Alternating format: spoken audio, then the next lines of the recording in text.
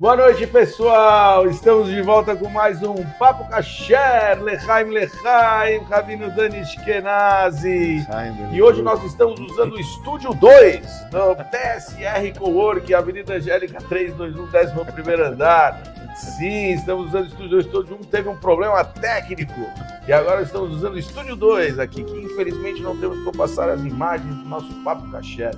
Mas hoje, como de praxe, vou dar o tema, falaremos sobre Itró, Rabino Dani. Itró, o homem um dos homens, né, tem tantos, né, um dos homens controversos da Torá, o sogro de Moshe Rabbeinu, o sogro de Moisés. Hoje vamos falar sobre isso, vocês vão entender porque no caminho do nosso papo é um personagem que apareceu na Torá agora há poucos dias atrás e que vale muito a pena a gente falar um pouco dele, porque é uma pessoa que teve em todos os lados do jogo. Então, Itró, o sogro de Moisés, como disse, com oferecimentos de BSR Coworking, Rabino Dani, com vários estudos para podcast, esse é o estúdio número 2, estamos aqui localizados e fique à vontade para falar sobre essa figura controversa, Rabino Dani, o sogro de Moisés, Itró, o homem que esteve de todos os lados da conversa. Rabino Dani, ele jogou contra, a favor, ele jogou para tudo quanto é lado. Vamos ver como foi a história dessa figura e o que isso conecta a gente nos dias de hoje, nos nossos relacionamentos humanos com pessoas controversas da nossa vida. Rabino Dani, fica à vontade, explicações 4.0, vem história no ar. Itró, o sogro de Moisés, Rabino Dani, vamos. O sogro de Moisés, ele aparece na história, nos versículos da Bíblia, logo no início do segundo livro da Torá, em Êxodo, quando começa a contar sobre a escravidão do povo judeu, quando começa o nascimento de Moisés. E aí a Bíblia dá um gap, que depois que Moisés ele nasce, conta apenas duas histórias dele quando jovem, depois Moisés dá uma sumida. Ele teve que fugir do Egito.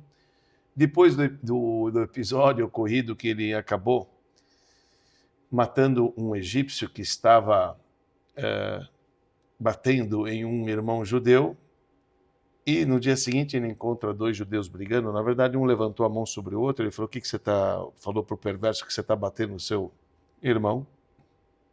Naquela hora, aquele judeu falou: você quer me matar igual você matou o egípcio? Souberam então que Moisés havia matado um egípcio. Então ele começou a ser uma procurada não grata no Egito, wanted.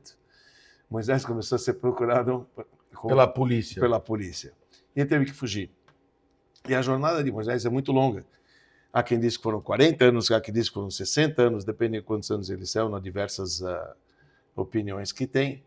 E nessa trajetória de Moisés, ele vai, num dos lugares, ele vai para Midian. Midian era vamos chamar assim, um país, Midian, naquela época, onde residia esse sogro de Moisés chamado Itró. Agora, esse sogro de Moisés, conforme as entrelinhas da Torá, porque vocês sabem, né, Renata, gente, é bom depois esclarecer isso para o ouvinte. A Torá não é um livro de histórias, já falamos isso em outro lugar. A Torá, ela relata as passagens que você pode levar como uma lição. E já que a Torá relata sobre ele, obviamente a gente também pode aprender bastante. Mas este homem, Jetró, ele chegou a ser conselheiro do faraó, num determinado momento. Ele era um conselheiro do faraó. Tá certo? E quando ele falou para o faraó para não fazer mal para o povo judeu, ele também teve que fugir. Agora, essa figura chamada Itró, a Torá descreve ele como sacerdote de Midian. Sacerdote de Midian, os nossos livros dizem que Jetró, como é chamado em português, Jetró ou Itró, ele fez todas as idolatrias possíveis, ele conheceu todas as religiões, todos os ismos, ele passou por todos os ismos, ele testou todos os ismos. Inclusive, tem uma passagem, agora vai vindo na cabeça, a gente vai ver, tem uma passagem curiosa, que quando ele estava no palácio do faraó, existia sabe aquela história do rei Arthur, da espada, etc? Isso vem dessa história que eu estou te contando. Imagina, quem diria que isso vem numa passagem bíblica da história? Tinha um cajado, que era um cajado desde a época de Adão. Aquilo foi passado para os patriarcas, Abraão, Isaac e Jacó. Aquilo acabou caindo na mão de José. E José levou isso, estava no Egito. Quando José morreu, o faraó ficou com esse cajado. Esse cajado, Itró, quando saiu do palácio, levou esse cajado. E quando ele levou esse cajado, o Jetró, ele colocou dentro do jardim dele. Ele só enfincou o cajado. Quando ele foi tentar tirar, não conseguia. Ninguém conseguia tirar mais o cajado. Nem o cara mais forte conseguia tirar aquele cajado de lá. Ele falou, esse cajado é um cajado especial. E era realmente um cajado muito especial. E ele falou o seguinte, quem tirar o cajado daqui, eu vou prometer uma das minhas filhas. A Bíblia conta que ele tinha 7 filhas.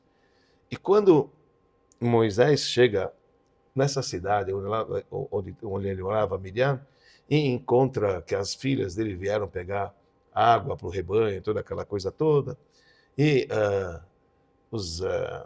as pessoas que estavam apacentando as ovelhas debocharam delas, etc. E Moisés foi lá e salvou elas e tirou águas para elas, e elas foram para casa. Ela falou, cadê? Ele falou, não, um egípcio veio nos tirou. Porque, imagina, Moisés tinha acabado de chegar com as roupas egípcias. Moisés foi criado no palácio de Faraó, porque quem salvou ele do rio Nilo foi a Bátia, foi a filha do Faraó. Então ele estava com roupa egípcia. Ele falou, ele nos salvou dos pastores. Aí o Yetró falou, cadê eles? Tragam eles, para de repente ele vem aqui comer alguma coisa com a gente, etc. Foi aí que Moisés se encontra com Yetró. E nessa estadia que ele estava lá, ele pegou o cajado, que cajado legal, bacana. Quando o Yetró viu que ele pegou o cajado, falou, esse homem é especial. Ninguém conseguia mexer nessa peça, e de repente ele pegou e prometeu e deu para ele. A filha, uma das 7 filhas, que chamava Tzipora, que na verdade, já falando sobre isso, o nome dela não era Tzipora. Eu gosto dessas coisas que o nome não é. Por exemplo, só o próprio Jetró, a Bíblia diz que ele tinha 7 nomes, só para você imaginar. Moisés tinha 10 nomes. É curioso saber disso. E a Tzipora, que a gente chama de Tzipora, há alguns comentaristas que dizem que o nome dela era Penina. Penina significa uma joia, um brilhante, uma joia linda e maravilhosa. Quando você vê aquela joia que é linda e maravilhosa, é chamado Peninim, que é chamado... E o apelido dela virou Tzipora, porque Tzipora, na verdade, é a combinação de 2 palavras, Tsefu Uru. Vejam, observam quanto bela era ela. Então, o nome dela virou Tzipora. Vejam, ela é muito linda. Então virou o nome de Tzipora. Imagina, daí é o nome. Mas tudo bem. E aí ele ficou com Yitró. E Yitró, ele era uma pessoa idólatra. Realmente ele era uma pessoa idólatra. E as entrelinhas dizem, para você imaginar o lado da figura dele, que ele falou, te dou uma filha para você casar, mas sempre tem um porém. O primeiro filho que você vai ter é meu, o segundo pode ser seu. Quer dizer, o primeiro primogênito que você vai ter, eu vou trazer para a minha religião. Você pode imaginar? E mesmo assim, Moisés casou com a Tzipora. E Moisés, na história, tá? Vocês podem checar, Moisés não teve sorte com os filhos. Os filhos dele somem. Não aparece na Bíblia mais. Fala que ele teve 2 filhos chamados Gershom, com M, não com N. Né? O outro é Eliezer, então Gershom e Eliezer. Então esses são os filhos de Moisés, mas não aparece mais. Moisés deixa o legado dele para Josué, não para o filho dele. Não tinha nepotismo lá, é para quem merece mesmo. Né? Que foi Josué que levou o povo de Israel, não foi o filho dele. Ele falou, eu sou o filho. Não tem. Então ele deixou para quem realmente merecia o cargo. Isso é uma coisa curiosa. E realmente desses filhos, Gershom, ele foi educado com a educação desse Jetró. Por esse Jetró, o que aconteceu? Depois de ele ter feito tudo isso, e depois de ele ter escutado que Deus havia tirado uma nação inteira do Egito, algo que nenhuma mosca saía do Egito. No Egito só se entrava, nunca ninguém saiu do Egito. E de repente não saiu um judeu. Saiu todo o povo judeu. Então ele ficou assim surpreso. Depois ele escutou que Deus abriu o mar. Depois ele escutou a guerra dos Amalequitas, que tudo eram muitos acontecimentos fora do comum, que qualquer deusinho que ele conhecia não era capaz de fazer essas brincadeiras todas. E ele veio para poder ver o que está acontecendo. E ele escutou tudo o que aconteceu e ele decidiu realmente, de fato, se converter para a religião judaica, esse Yetró. Até então, ele era chamado de Jeter. Engraçado, ele era chamado de Yeter. Quando ele se converte, ele ganha uma letra a mais. A última letra do nome virou Yitró. Aí virou Yitró. Num valor numérico, quem gosta de numerologia, eu tenho uma queda para isso. Quando você pega o nome Yitró, dá o valor numérico de 616. Agora, a gente sabe que os preceitos que cabe ao povo judeu a cumprir, descritas na Bíblia, são 613. Dos 613, nós temos 248 positivos, 365 proibitivos, então dá um total de 613. Acontece que, para uma pessoa se converter ao judaísmo, ele precisa de 3 etapas na época do templo sagrado. A primeira, até hoje, que é fazer a circuncisão, fazer o Brit Milá, certo? A segunda, ele tem que banhar-se numa mikve, ir num reservatório de água de chuva para poder purificar-se. E a terceira, na época do templo, era trazer uma oferenda. Tinha que trazer uma oferenda. Então, Yitro, quando ele se converte, acrescenta-se a letra 6, porque antes o valor numérico do nome dele era somente 610. E acrescentam 6, que ficou 616, porque ele já tinha feito 3 para se converter e agora ganhou mais 613, daí dá 616. Só para você imaginar.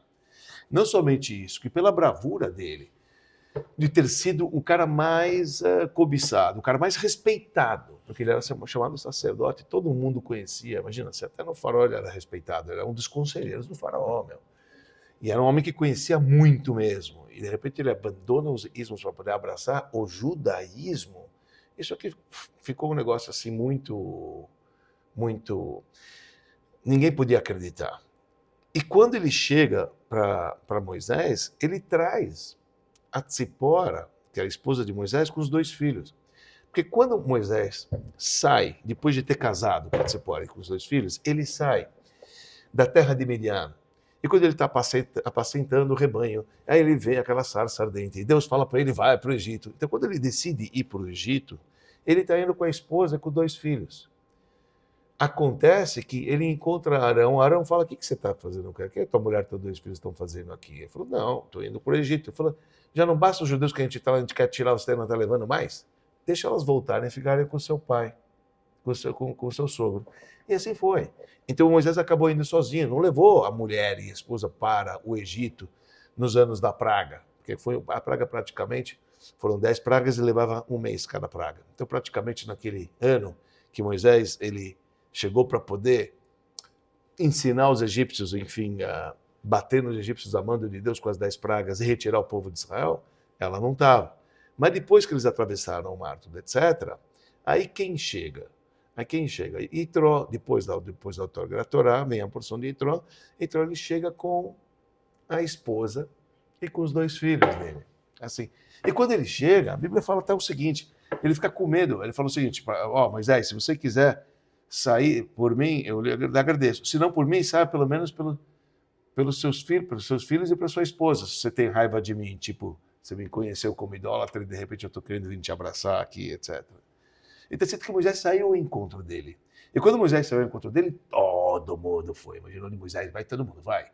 Aí foi Arão, 78, todo mundo saiu. E Yitro ficou muito agradecido. E Moisés se prostra ainda diante do sogro dele e acolhe ele muito bem.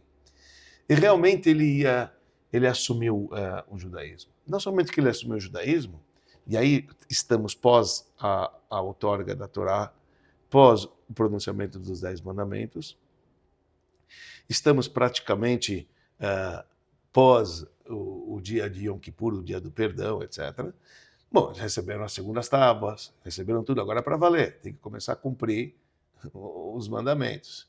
Moisés começa a atender os problemas que agora estão, o pessoal não sabe, precisa instruir. Então Moisés senta e começa a julgar o povo, e tem aquela fila quilométrica. Aí entra o conselho do próprio Yitro. Yitro fala o seguinte, amigo, meu querido Moisés, assim não vai dar, você não vai aguentar dessa maneira, e aconselha ele, aquele conselho de administração, escuta, você vai ser o chefe, delega para outras pessoas, para as pequenas causas, para poder resolver, ensina uma galera, deixa eles tomarem conta. Então vai ter chefes de centenas de milhares, de dezenas de milhares, assim, e você vai dividir. Porque até então, Moisés ele estava com seu irmão, com Hur, eram 3, mais 70 anciões. 70 anciões já existiam. Eram 73 para 600 mil homens de 20 a 60 anos, por um povo de 3 milhões e meio, estima-se, de judeus. Sim. 73 é gurnish, não é nada, como se fala, já absolutamente nada. E o Yitro vem com um grande conselho e falou, cara, vamos delegar, vamos fazer, mistura as pessoas, vamos colocar pessoas qualificadas, instrua essas pessoas para te ajudar na tarefa que você não vai aguentar. E realmente, Moisés, ele acata e imediatamente que ele acata, ele insiste para o sogro ficar, mas o sogro falou que não, que ele quer voltar para a terra dele. E esse Yitro, ele volta, diz os comentaristas, que ele volta para converter a galera dele, que ele tinha abandonado. Né? Ele foi lá, trouxe a Tzipora e os filhos para Moisés, ele volta para poder converter toda a cara dele. Isso tudo que eu te contei é historinha. A história, quer dizer, é o traduzido, ok? Sim, o que está na Torá, ipsis literis. Eu não quero. Se eu começar a entrar do lado esotérico, posso até te dar uma palhinha do lado esotérico, que você vai falar, what? Come on. Por isso que eu gosto. Né? A gente tem que estudar aquilo que está escrito. A gente não pode começar por uma coisa. A gente não pode botar a carroça na frente. Começar pelo começo. Tem que começar pelo começo. Isso. Vamos entender o começo? É isso. Vamos entender a história, então é legal, bacana, etc. Aí depois você pode entrar. Aí você pode entrar nas entrelinhas, você pode entrar. Obviamente, eu já lhe contei a história com os Midrashim. Os Midrashim são as histórias que não constam. A história da história. É a história da história que foi passada de geração em geração, mas ainda continua a história, você viu? Contei os anos de Moisés, que ele estava lá em Midian, ele foi o rei da Etiópia. Moisés não consta na Bíblia que ele foi rei da Etiópia, mas foi. Então, essas coisas, é a história da história que a gente tem, mas ainda continua sendo história, tá certo? Quando ele abraça o judaísmo, olha só que coisa interessante. Eu vou queimar o filme, como diz outros, só para vocês entenderem, né, os ouvintes entenderem como que a coisa é muito mais embaixo. O Arizal, que é o cabalista Arizal, que viveu há 500 anos atrás na cidade de Safed, Tzfat, norte de Israel, uma cidade incrível, né, onde tinham gigantes da Torá, e ele era o famoso cabalista da época, onde toda a Kabbalah hoje é de acordo com Arizal, de acordo com essas interpretações desse grande mestre, que morreu com 38 anos de idade. E foi aquele que maior explicou as passagens do Zohar de uma maneira bem profunda, né, que esse é o Arizal, que não escreveu livro nenhum. Quem escreveu o livro foi o aluno dele, chamado Rabbi Chaim Vital, que viveu muito mais que ele, e ele passou, naquele 1 ano e meio que ele viveu em Israel, o Arizal, toda a Torá que ele sabia por Rabbi Chaim Vital. Que também é uma coisa louca, que é impossível, como é que ele podia decorar. Vai guardar tudo, né? Então, até conta a história, dentro da história, que esse Rabbi Chaim Vital falou, mestre, não estou aguentando. Too much, cara. Tá estourando HD. É muito... Aí ele levou ele para passear no Kinneret. Kinneret é um dos famosos rios que tem no norte de Israel. Ele, com a canoa, levou ele para o Kinneret e, de repente, o mestre pegou uma água e falou, bebe dessa água. Ele falou, aí você nunca vai mais esquecer tudo aquilo que eu te falo. Ele falou, mas o que é essa água? Ele falou, essa água é o poço de Miriam. O poço de Miriam que parou no deserto depois de 40 anos. Aí dentro, veio para o Kinneret, só você precisa saber onde é que está. Eu sei onde que está. Toma dessa água que você não vai esquecer nunca mais. Ele escreveu, Rabbi Chaim Vital escreveu toda a coleção que tem na Torá do Arizal, etc. Então, entre as coisas que consta lá, nessas Torá do Arizal, ele traz uma coisa fenomenal. A gente já chegou a falar, acho que um pouquinho sobre isso. O Arizal, ele era muito focado em reencarnação. A gente já falou sobre reencarnação, um negócio bacana, etc. Então, olha o que ele diz. Aí já um pouquinho... Só para dar uma palhinha. Ele diz assim, Moisés também não se chamava Moisés, ok? Esse não era o nome dele. O nome dele que foi dado para ele não era Moisés. Não era. Quem deu o nome Moisés foi a filha do faraó. Certo. Deu Moisés porque Moisés significa das águas eu tirei. Esse é o sobrenome, esse é o nome de Moisés. Qual é o significado de Moisés? Eu quero perguntar aqui. Moisés é o nome judaico. Não? Moisés significa das águas eu puxei. Quando ela salvou o cesto. Com aquela criança, Moisés, etc. Que minamai mexitiu, que das águas eu mexitiu, mochico, virou Moisés ele dali. Mas na verdade, Moisés ele tinha outros nomes, certo? Mas a partir de que esta mulher, ela salva o garoto que seria o salvador do povo judeu na saída do Egito, Deus falou o seguinte: você salvou meu filho, você será minha filha. E Deus deu o nome para a filha do faraó de Bat-Yah. Bat-Yah significa filha de Deus. Tá certo? Tá aí tudo bem? Ok. Diz o Arizal o seguinte, o nome Moshe que essa mulher deu não foi à toa, foi por profecia. Por quê? Diz o Arizal, porque nas letras que compõem o nome Moshe, mostra as encarnações de Moshe. O que diz ele? A letra M é o próprio Moshe, Mem de Moshe. A letra Shin que está no meio é Shet, era o filho de Adão. Depois que Adão e Eva saíram do paraíso, ele se separou de Eva há 130 anos. E depois ele voltou a casar com a Eva e teve um filho chamado Shet. Moisés era a encarnação de Shet. Okay? Que Shet, esse Shet aqui era a encarnação, sabe de quem? De Abel. Caim não matou Abel? Moisés era Abel. Tá interessante? Interessante isso. Moisés era Abel? Moisés era Abel. Agora, Caim matou Abel, não foi? Aquela história que eu te contei anteriormente, que Moisés mata o egípcio, sabe quem era o egípcio? Reencarnação de Caim. Aí você começa a entender, Moisés, justiça tarda, mas não falha. Deus tem uma contabilidade, amigo. Caim matou Abel, Abel vai matar Caim. Escuta, em uma outra ocasião vai acontecer, as coisas acontecem. Pode demorar séculos, mas a contabilidade de Deus, para Deus que é, foi e será tudo ao mesmo tempo, uma hora vem. Diz o Arizal, Yitro, ele era a reencarnação também de Caim. Ele fez mal para Abel, porque ele matou Abel. Foi decretado ele voltar como sogro de Moisés para poder dar a mulher, a filha, como esposa de Moisés. Porque Caim só matou Abel porque estava com inveja que com Abel nasceu 2 meninas e Caim só nasceu com uma menina. Quer dizer, quando você começa a parar e para pensar, fala, até onde vai? Eu só queria mostrar até onde vai e quem é Yitro. Você perguntou, quem é Yitro? Você quer saber realmente quem é Yitro? Você quer ir a fundo? Quem é Yitro? De onde ele era, quem ele foi? É bacana da gente, de repente, você vê que as coisas têm muito mais embaixo quando a gente vê quem é Yitro. Yitro, ele ganhou o nome na Torá. Ele ganhou o nome de uma porção da Torá. Não tem porção chamada Abrão, não tem porção chamada Isaac, não tem porção chamada Jacó, não tem porção chamada Moisés. Exato. Mas Yitro tem. Você tem porção, como outra porção com o nome de uma pessoa? Balac. Balac. Também 2 que também é outro. Dois nomes judeus. Yitro se converteu depois no fim, mas o Balac também. O Balac era um cara que não gostava do povo judeu. Exato. É interessante, e tudo tem um porquê. Sim.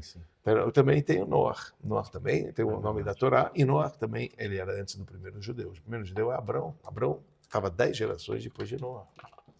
Né? Então, quando você pega... você está entendendo? Quando a gente começa a analisar o estudo quem é, como foi, etc., por que veio, por que não veio, a reencarnação para lá, para cá, o que tinha que ser, a gente fica... Quer dizer, aqui tem um jogo profundo que está atrás, que a gente contou primeiro só a historinha, para depois eu começar, deixa eu te mostrar o quebra-cabeça que é muito mais embaixo, e é um negócio fantástico isso quando você para poder imaginar. Aí você começa a ver as nuances da história, você fala, e o Elisa fala, por isso, já que fez isso, é por isso. Então, eu na verdade quis trazer esse tema para nós, para a gente discutir no Papo Kasher, porque dentro da história de Tró, eu acho que essas passagens que fala, ele teve do lado do rei, daqui a pouco ele não estava ninguém numa terra que nada. Daqui a pouco chega um cara que casa com a filha dele, e aí ele vê que o cara tem um poder de profecia, que o cara é grande. Daqui a pouco o cara dá a mulher para o cara, daqui a pouco ele seguia a vida por um caminho, que era o caminho das idolatrias, daqui a pouco ele já não é mais idólatra, daqui a pouco ele já mudou para o outro lado. Daqui a pouco o cara já virou um cara enorme que vai lá, e daqui a pouco ele ensina como vai seguir com o julgamento do povo, né? Eu quero dizer, por que eu quis trazer essa figura que a gente falou dela agora? Qual é a ideia? É mostrar que, na verdade, a vida de um ser humano, ela não é demarcada pelo momento que ela vive. Então, você vive agora. Então, esse é você? Essa é a pergunta. Foi isso que eu quis trazer. Foi isso que eu quis trazer, a controvérsia de uma pessoa qualquer, de um ser qualquer.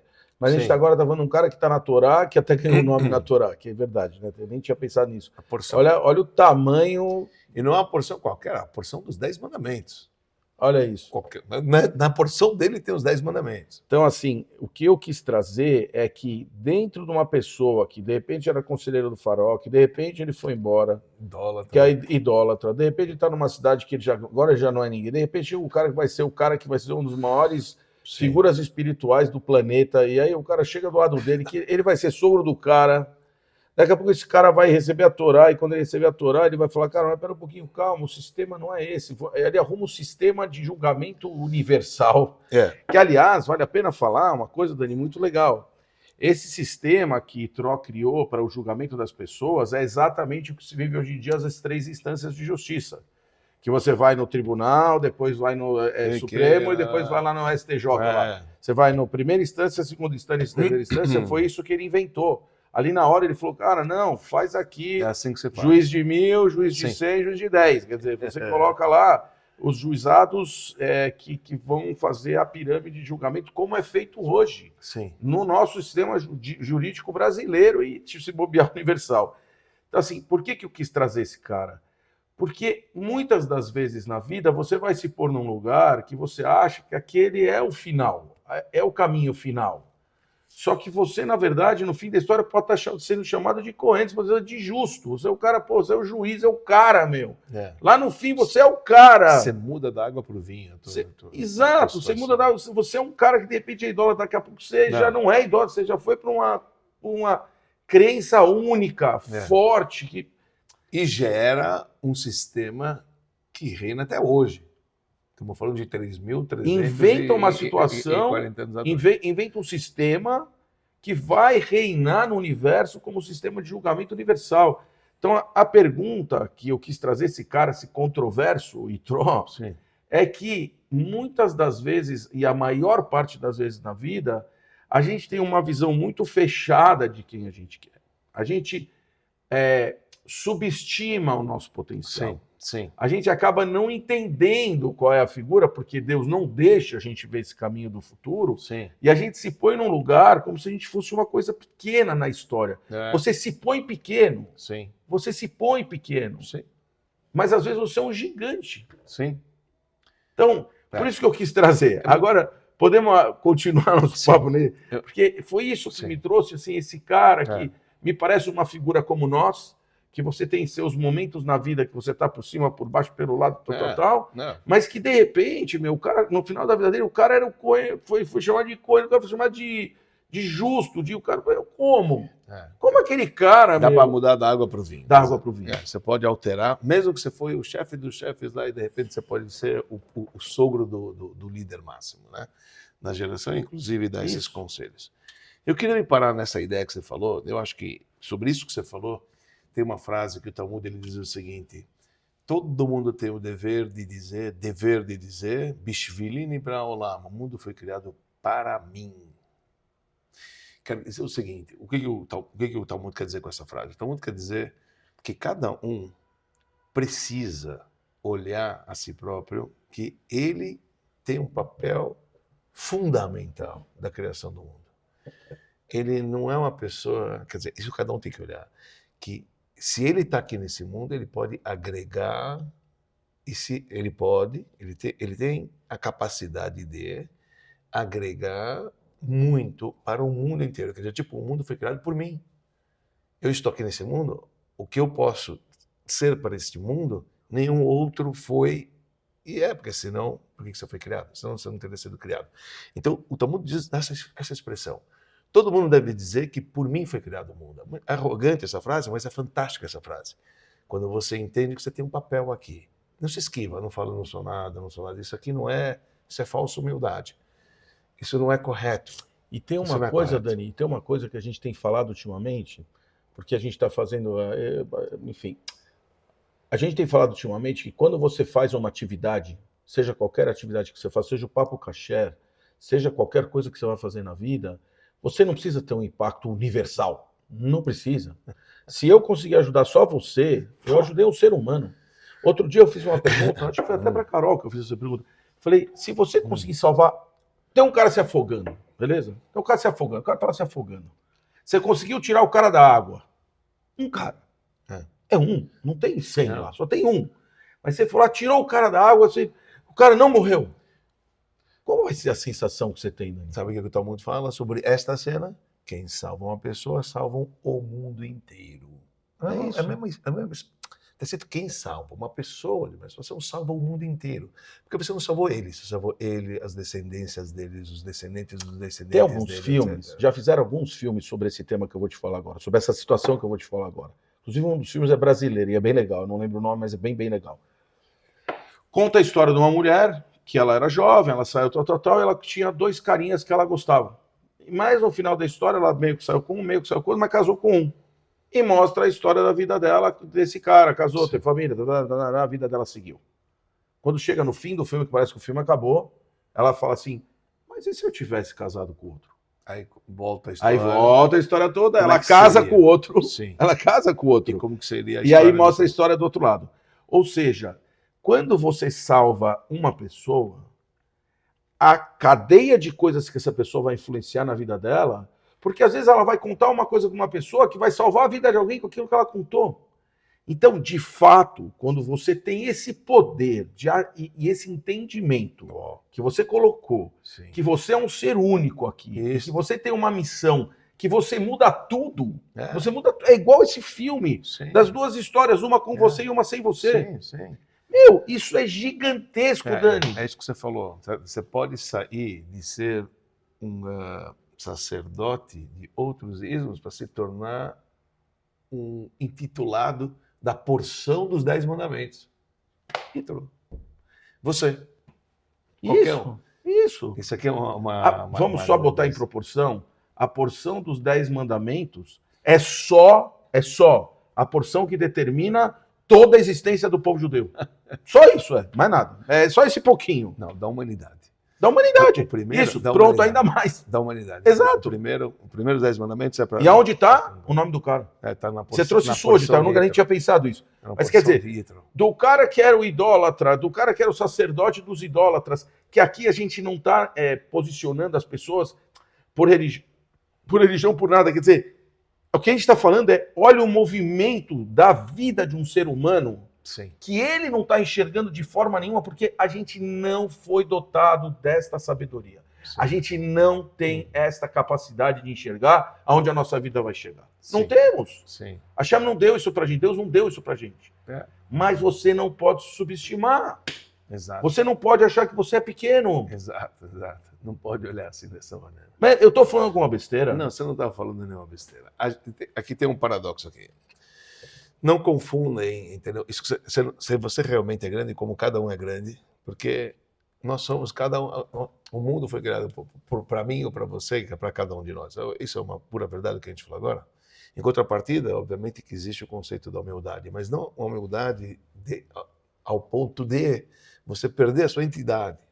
Ao contrário, naquilo que eu faço, eu sou humilde naquilo que eu faço, sabendo que eu poderia fazer mais. Quando você sabe que você tem um potencial e você utiliza esse teu potencial, eu vou te falar, Renato, de verdade, between me and you, quando você sugeriu para poder fazer o Papo Kasher, eu tive essa sensação. Tive essa sensação ano passado e eu penso isso constantemente. Por que a gente vem aqui semanalmente? Porque eu penso, eu falo, puxa vida, e você havia me dito isso aqui lá no passado, com que direito você tem de guardar o que você sabe apenas para você? E quando eu vejo hoje que, querendo ou não, eu deixei um legado, quer dizer, você deixou um legado, tá aí, quem quiser pega amanhã vai estar tá aí, e quantas pessoas já não foram beneficiadas, por quanto que a gente tem feedback das pessoas que realmente falam, cara, o que você falou, o que me serviu, o que falou me serviu, aí você fala, pô, cara, eu tô conversando com um amigo, por imaginar que aquelas minhas palavras, o que, sabe, ajudaram uma pessoa, etc. E quanto não vale isso, né? Não vale. Então você sabe que pelo menos eu fico, entre aspas, realizado no bom sentido, que, pô, eu não guardei para mim, sabe, a beleza eu estou compartilhando e estou ajudando, a gente sabe que está ajudando e está tudo certo. Tem uma história do Rebbe que me emociona, assim, me emociona para mostrar essa humildade, esse lugar onde você olha para a pessoa sem... Porque, eu vou fazer só um parênteses da história do Rebbe, se você for salvar uma pessoa que ela está se afogando, não importa se ela é o faxineiro, ou se ela é um mendigo, ou se ela é o rei. Não faz diferença. É filho de Deus. Não, mas digo, na sua atitude, na hora que você fala, você é lixeiro, mendigo, você é o filho do rei, quem é você? Senão eu vou te largar e você morre. Você não vai fazer isso. Você vai sair correndo que nem um louco para tirar aquele cara dali e salvar a vida dele. É o que deve ser feito. Mas é assim que se faz, Dani. Tudo bem, não é todo mundo que vai lá, mas eu digo, a pessoa que tiver essa presença de espírito para fazer isso, certamente a presença de espírito dela não é porque a pessoa é mendigo ou seja lá o que ela for. Você sabe, não muda. Sabe o que está escrito? Isso é importante dizer na base do judaísmo, na lei do judaísmo. Quando você está numa situação dessa, de poder ajudar alguém, salvar alguém, entre vida e morte, não há lei. Não há lei. Então, por exemplo, o Talmud fala, aquele que pensa no seguinte, não vou pular, não vou ajudar porque é uma mulher, como é que eu posso pegar ela? Esse aqui é um cara tolo. O Talmud fala, você é um tolo, você é um bobo, você é um tolo. Claro que você pecou. Não existe lei para isso. Não existe dia de jejum, Kippur, não existe nada, nenhuma lei, não existe Shabat. Não pode, você pega o carro, você vai e leva para salvar uma vida. Não tem regras. Você pode transgredir todas elas, porque uma vida é uma vida. Então, o Talmud diz assim, profane um Shabat para você cumprir vários outros Shabat. Eu profanei um Shabat para poder agora posso cumprir vários outros Shabat. Então é importante dizer isso. Sabe? Em outras palavras, o nosso ismo em particular é e viverás por ela e não morrerás por ela. Sabe? O judaísmo, se eu estou doente, eu preciso jejuar, vou jejuar. Não, você não vai jejuar. Mas eu não posso comer porque é dia de jejum. A mesma lei que te mandou você jejuar obriga você a comer. Você tem que comer hoje. E olha, você vai comer, você vai fazer bênção para comer. Você abençoa ainda para poder comer. Tá certo. Isso em todos os aspectos. Dentro do judaísmo, imagina que se a pessoa, para sobreviver, ela tem que comer algo que é proibido no judaísmo. Imagina, ela tem que comer porco, o médico falou, é isso que você tem que comer? Você faz bênção para comer o porco. O corpo não pode comer. Não, mas nesse caso é para comer. E ainda abençoa, você está fazendo a coisa certa. Interessante saber isso aqui do judaísmo. Eu estava contando essa história do Rebbe que me comove um pouco, assim. Ela tem fotos dela, você vai contar a história, eu não, porque sabe como eu sou. Eu lembro das coisas, mas não lembro quando, não lembro quem, não é? É uma foto que chegou um judeu, que era uma festa judaica X, e ele passou na fila do Rebbe, ele era um judeu de tatuagem, de roupa normal, de chaves, ele não tinha nada, e aí ele passou, acho que na fila do dólar, se eu não me engano foi isso, e era uma festa judaica, e o Rebbe pediu para ele vir, e ele falou, cara, eu vou vir, eu vou vir. Passando aqueles capa preta, passa o cara, e o Rebbe fala, você tem que vir. E você é muito de tiver aqui, né? Então conta a história direitinho, não só para ficar a história certa. Mas conta onde foi, como foi um pouquinho, que eu sei que você sabe. Aí tem uma foto desse cara dançando lá no 777. Então, só para contextualizar direitinho. Vai, manda. Eu não lembro todos os detalhes, mas eu lembro assim, que tinha realmente, nos dólares passavam muitas pessoas diante do Rebbe. Então o Rebbe, quando viu essa pessoa, falou, olha, tem Simchat Torah, eu gostaria muito de te ver aqui. Era um cara com cabelão, cheio de tatuagem. E o cara, de repente, ele vem para a festa, não sei mais, onde você vai? Eu falei, não, eu sou convidado, o Rebbe me convida. Falei, como o Rebbe te convidou? O Rebbe, quando viu ele, fez assim um gesto muito de carinho para poder aproximar ele, porque para o Rebbe, cada pessoa, é um indivíduo. É um indivíduo, sabe? Isso que teve mais uma história parecida com essa, que aí talvez eu lembro um pouquinho melhor, mas assim, uma vez um cara com todas essas vestimentas que você descreveu, era um hippie mesmo, sabe? O cara estava na fila e justo um cara religiosaço estava atrás, incomodado e inconformado que esse cara judeu está na fila para pegar $1 de um rabino. Não tem nada a ver, o cara não tem nada a ver. E quando ele parou para pegar, o Rebbe... O religioso. O hippie. O Rebbe parou para conversar, sorriu, conversou, falou, deu a mão dele, começou a segurar, e o outro possesso da vida. Ele falou, não é possível um negócio desse. Quando ele passou, o Rebbe foi dar o dólar para aquele religioso e viu que ele era de outra linha. Ele falou, você é dessa linha tal e tal? O Rebbe falou para ele, ele falou, sim. O Rebbe falou, você já leu o prefácio do teu Rebbe, do teu primeiro Rebbe lá para trás, um livro famoso? Ele falou, sim. E você lembra aquela história que ele conta sobre o Rashi, sobre o exegeta Rashi? Aí está a resposta da cena anterior que eu... Cara, saiu assim, porque ele não lembrava, né? Ele não lembrava da história. Ele não lembrava da história. Ele não lembrava da história. Do Rebbe dele. Do Rebbe dele, é. E o nosso Rebbe... Eu lembro, foi lá, pegou o livro, lá constava o seguinte, que quando chegou, tinha Rav Michal de Zlochover, quando ele chegou lá em cima, lá nas alturas, ele foi direto lá para os céus, não sei o quê. Então o Rashi falou, o que aconteceu? Qual é o mérito dessa pessoa que ele vai direto lá para os céus? O que ele fez? Aí um falou, não, porque ele estudava muito Torá. Eu falei, não, tem muita gente aqui que estudava muito Torá. Não é possível, não é que ele foi assim direto até alguma coisa. Não, porque ele era muito bom. Não pode ser, né? Que ele fazia mitzvah. Não pode ser. Não. Aí está escrito lá, falou, não. Ele dedicou a vida dele inteira para acolher pessoas, qualquer pessoa que estavam longe da religião, para poder afastá-los do pecado e trazê-los para o Criador do Universo. É isso que ele fez. Falou, agora está justificado porque abriram um paraíso de uma maneira tão grande para ele. Que Rabim Reshiv Me'avon. Então o Rabbi estava querendo contar para ele, esse é o caminho que tem que ter. O caminho que tem compaixão com as outras pessoas, reconhecimento com as outras pessoas, esse é o caminho. E aí você... e eu acho que isso já tem que levar a gente, Dani, todo mundo, para uma reflexão, até do que eu te falei um dia, que foi realmente uma conversa nossa, se aquilo que é teu, é só teu. Se aquilo que você aprende, aquilo que você leva para você, aquilo que você aprendeu na vida, se é só teu. Ou se você, de fato, tem um compromisso de ajudar pessoas, seja uma que está morrendo no mar, ou seja uma pessoa que precisa de uma palavra, ou seja uma pessoa que dá um abraço, ou seja uma pessoa que... Ou se você tem o direito de ser arrogante, ou se você tem o direito de ser um cara que se acha e fica subindo em cima das pessoas e está mancando na cabeça das pessoas.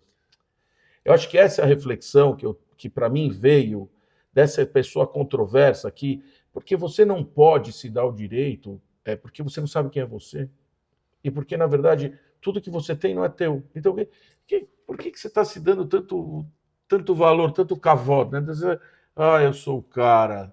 Por que você... E hoje, se você não estiver lá, se você não está lá no alto, você acha que um Rebbe não vai olhar na tua cara por causa disso? Porque você é simples, porque você como chama, hippie? Ao contrário. Então, se você é hippie, então você acha que um Rebbe não vai dar valor para você? Você mesmo está citando o Rebbe de duas linhas. São dois homens extremamente sábios que falaram a mesma coisa.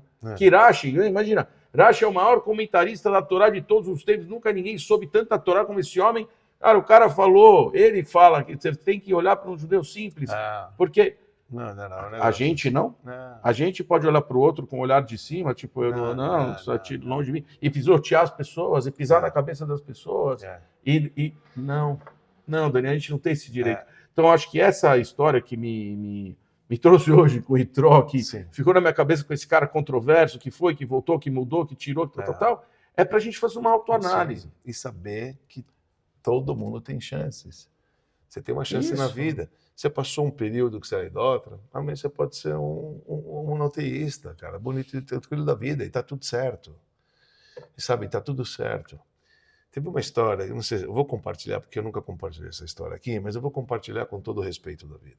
A gente não está jogando polêmica, mas é uma história que aconteceu com um rabino chamado Benny Zippel. Benny Zippel, ele por acaso, ele é sobrinho, inclusive do rabino David Weitman, um rabino conhecido da comunidade. E ele é um rabino em Utah, num estado dos Estados Unidos da América. E ele toma conta de uma escola, ele rabina lá, ele é o rabino de lá, daquela instituição, onde pessoas procuram ajudas por conta de dependências químicas, outras coisas, e ele toma conta da parte judaica de todos os irmãos da coletividade que tem, e tem uma atividade que ele faz, que não é obrigatória, mas todos os judeus vão, porque ele é um grande chileno. O cara, eu estudei com ele em Nova York, mas é um cara assim, fora do comum. E ele estava dando uma entrevista para uma pessoa na televisão, e ele contou a seguinte história. Eu acho que esse é um ponto que fica desse programa que a gente está falando aqui. Eu acho que essa é toda a diferença. Eu acho que eu vou contar, porque eu acho que já está, aí não estou mentindo, eu estou contando a história como ela é. Quando ele estava tomando conta, chegou uma menina, que ela era muito amiga da outra que já estava lá, e ele fica sabendo, porque avisam para ele que ele chegou, etc. Então a amiga falou o seguinte, Rabino, chegou uma amiga minha, etc., só que ela é extremamente revoltada, os judeus não gostam de Rabino, não gosta, não sei o quê. Eu falei, para mim, deixa eu conversar com ela, né? Se ela quiser vir, deixa ela vir, conversar. Eu falei, eu te falo, ela é brava. Eu falei, não, tá bom. Ela é brava, mas tudo bem. Eu falei, deixa eu conversar com ela. Tá bom. deixa eu conversar com ela. Ela vem e falou o seguinte, Rabino, eu queria conversar com você. Então ela já veio no ataque, né? Falou, deixa eu te falar uma coisa, Rabino, eu não gosto de religioso. A gente não vai se dar bem, tá? Porque eu te digo mais uma coisa, eu sou lésbica, então você está entendendo? Eu quero que você saiba de mim. Eu não quero te mentir, a pessoa não, vamos ser sincero. O Rabino falou, olha, deixa eu te falar uma coisa. Primeiro, bem-vinda. Muito bem-vinda aqui os nossos projetos, que a gente está fazendo aqui. Deixa eu te falar uma coisa. Deixa eu te falar quem você é. Eu não concordo com aquilo que você falou. Porque eu não estou aqui para julgar aquilo que você faz. O que você faz não é o que você é. O que você é, eu vou te dizer. Você é uma filha do Criador do Universo, uma alma linda e maravilhosa, filha do Criador do Universo. Uma pedra preciosa que nunca teve igual aqui. Isto é o que você é. Eu vou tratar aquilo que você é. O que você faz não me importa, porque nunca você não é aquilo que você faz. Se o cara é democrático, se o cara é republicano, ele não tem que dizer eu sou republicano, você não é republicano. Você faz coisas que parecem ser republicano. Yitro. Você pega, então, a mulher ficou e falou assim, eu não quero saber eu não quero saber o que você faz. Eu não estou aqui para saber o que você faz. Você faz o que você quiser, filha. Faz o que você quiser. Mas nunca mais diga que aquilo que você faz é aquilo que você é. Porque isso não é você. Sabe quem você é? Uma filha do Criador, etc. E eu estou interessado nessa pessoa. Só. O que você faz? O que você faz não define quem você é. Ponto. E é isso que a gente vê aqui. É incrível isso. É incrível. Essa mulher, você pode imaginar que virou super... Virou brother dele. Claro. Sim. Porque a gente não tem que julgar a pessoa pelo que ele faz, Renata. Aquilo que ele faz não é que ele é. Olha quanto o cara mudou. Ele conheceu todas as deidades da vida. E depois ele conheceu a outra. Ele falou, tá bom, agora ele se identificou com alguma coisa. Ótimo, então procura a identidade da pessoa, não o que ele faz. Assim ele começou, e eu achei isso uma história maravilhosa, é uma história muito bonita. Você está entendendo? Qual a diferença do que a pessoa faz do que a pessoa deixa de fazer? Sim. Ela tem uma essência, e essa essência que a gente busca, ela é a principal. Não defina, não se autodefina pelo aquilo que você faz. Porque aquilo que você faz, você muda. Na vida você muda, aí você vai falar, e agora? Exato. Antes você era corintiano, agora você é palmeirense, agora você... E agora? Não, você não é isso que você é. Tá certo. Interessante, não? Eu achei essa história muito bonita. E aqui, isso aqui eu acho que é exatamente o que você falou, é o centro da discussão. Porque se você entender que, por mais que você faça, você tem um projeto muito maior para você do que aquele do que você está fazendo naquele momento, talvez você consiga ter um outro olhar dali. Talvez você consiga, para fazer atitudes, cara, que podem mudar a sua vida, a vida das pessoas, e você pode viver uma vida muito melhor. Entendeu? Porque a gente, para entender essa vida, essa passagem que nós temos aqui, diga-se de passagem muito rápida, que é uma passagem muito rápida. Sim. Eu falo, a gente tem uma passagem aqui muito rápida e que em 2 gerações ninguém mais sabe quem você foi na história do universo. Porque vai saber sua filha, vai saber seu neto, bisneto já mal sabe, tataraneto então, esse nunca nem sabe nem que você existiu, não sabe nem onde você está. Então, imagina quantos cemitérios tem aí que ninguém mais visita nada, porque ninguém sabe que a pessoa existe naquele lugar. E era teu antepassado. Teu tataravô. Você nem sabe onde o cara está, nem sabe quem é o cara.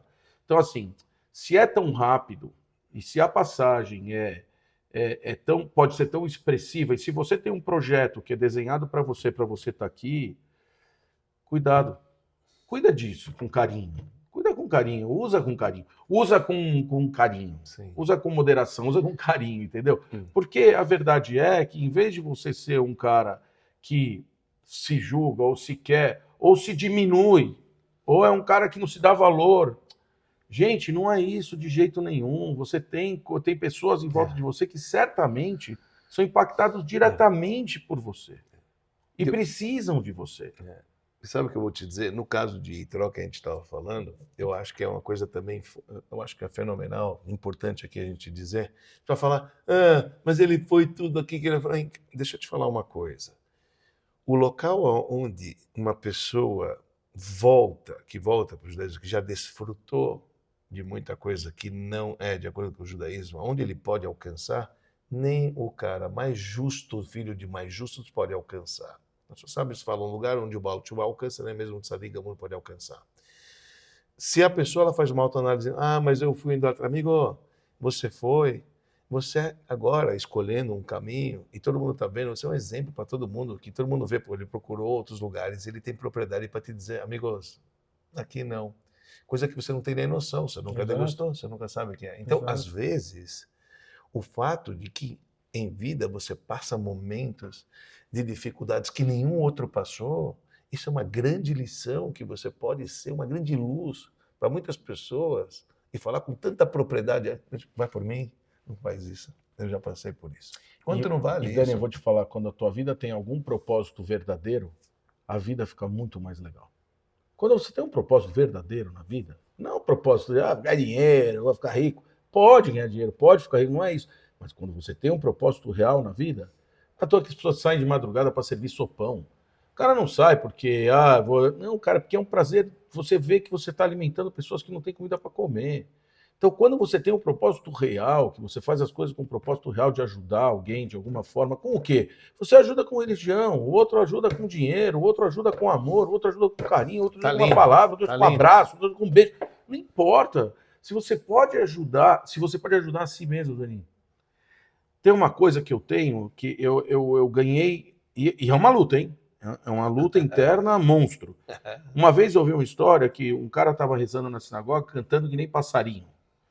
É passarinho? Você me corrige também, que você sabe como eu sou. Enfim.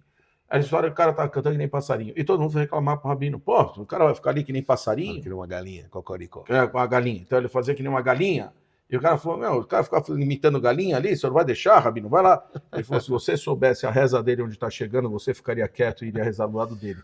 E tem uma história parecida com o Baal Shem Tov, talvez o Baal Shem Tov, só para dizer essa história. Manda. Era final de Yom Kippur, desesperado, o mestre do Bom Nome estava rezando e não queria terminar a reza, porque aí todo mundo ficou preocupado, porque tinha um decreto que tinha que vir, porque viram que o mestre não estava terminando a reza, e estava todo mundo desesperado. E na final de Yom Kippur sempre via pessoas assim que nunca vieram na sinagoga para beijar a titia, para beijar a vovó, final da reza.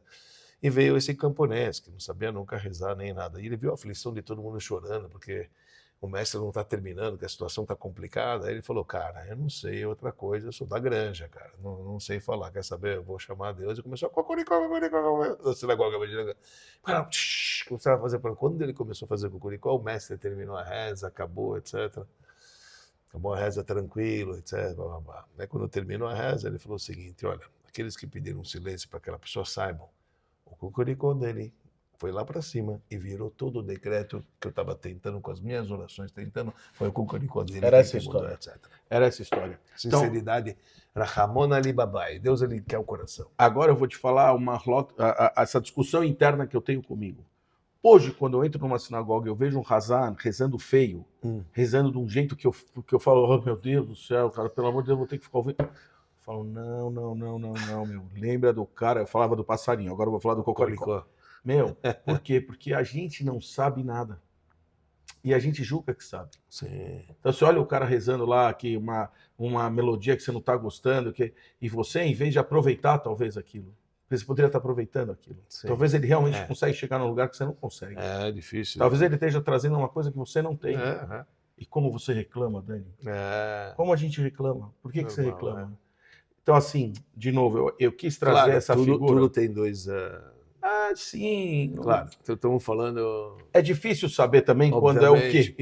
Isso. Quando o quê é o quê, entendeu? Tudo tem que ser levado tudo tem que ser ponderado, claro. Você está numa sinagoga onde as pessoas querem trazer pessoas, você vai colocar uma pessoa que canta feio, pode ser qualquer um vai jogar panela na cabeça dele. Exatamente. Ou você vai perder as pessoas. O cara não vai vir depois, porque Exato. Ele também quer uma coisa bonita e gostosa. Perfeito. Mas que Deus ele quer o coração, Deus ele quer o coração.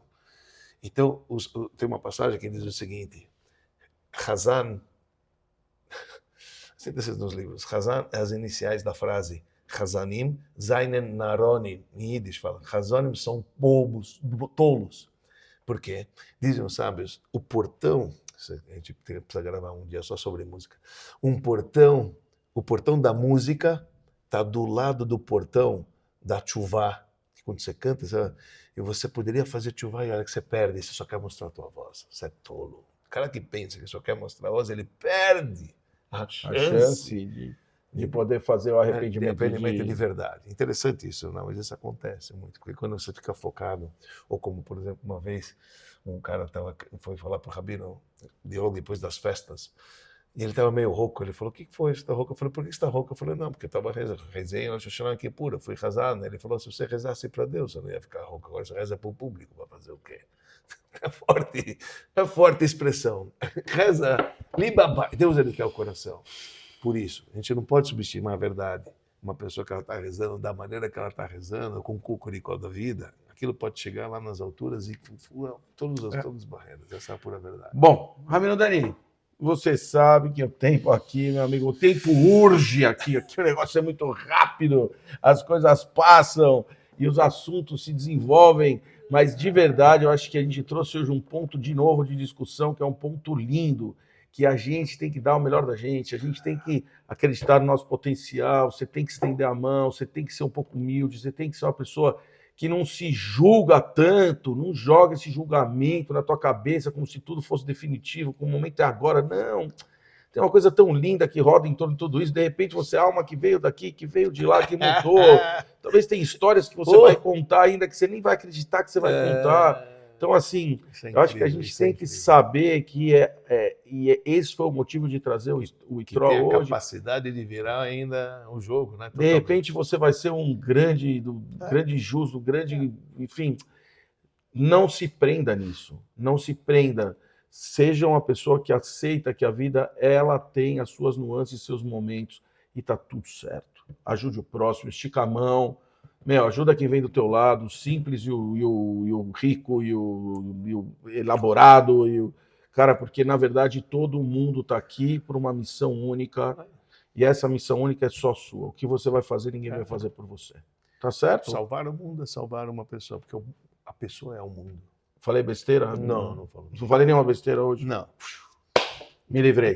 Então, assim nós vamos terminando mais um Papo Kasher, Rabino Dani. Estaremos de volta na próxima terça-feira, 8h30 da noite, através do Spotify, YouTube, Instagram e todos os lugares que vocês quiserem acessar a gente no planeta. Agora, os iPhones com a Starlink, que vai começar a ativar os iPhones, você vai poder ver a gente em qualquer lugar do universo, até no meio do mar, até em Marte você vai conseguir ver o Papo Kasher.